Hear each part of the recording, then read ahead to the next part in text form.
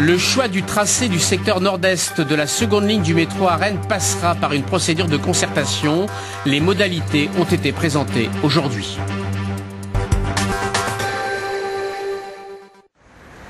Par où la future ligne B du métro rennais doit-elle passer dans le nord-est de la ville et comment? Dans les airs, sous la terre? On sait qu'ici, dans le quartier des Longchamps, le projet fait débat. La population s'inquiète pour son environnement. Du coup, des réunions de concertation vont voir le jour. Autour de la table, des riverains, donc des élus, des entreprises du secteur. Rennes Atalante, la polyclinique, le campus aussi.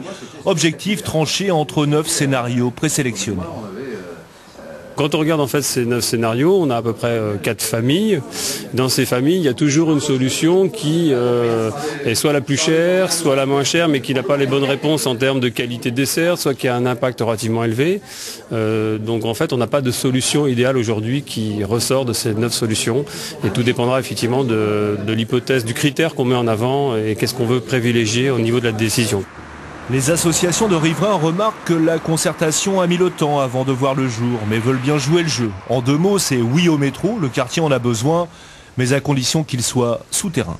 Je veux pas le métro juste derrière moi là. Si vous regardez l'image, je n'imagine pas un métro qui soit au-dessus de cet étang et qui vienne soit ici, soit là, en dégradant complètement notre quartier. Les riverains seront écoutés et entendus, explique-t-on à Rennes Métropole, mais seront pris en compte également la qualité de la desserte, le coût, 70 millions d'euros d'écart entre certains scénarios. Bref, la solution retenue sera un compromis. Est-ce que ce sera la solution idéale, celle qui apportera satisfaction à tout le monde et qui répondra parfaitement à l'ensemble de tous les critères? Je l'espère, je n'en suis pas absolument certain, mais ce qui est certain, c'est que le projet sera très largement bonifié et prendra très largement en compte tous les points de vue.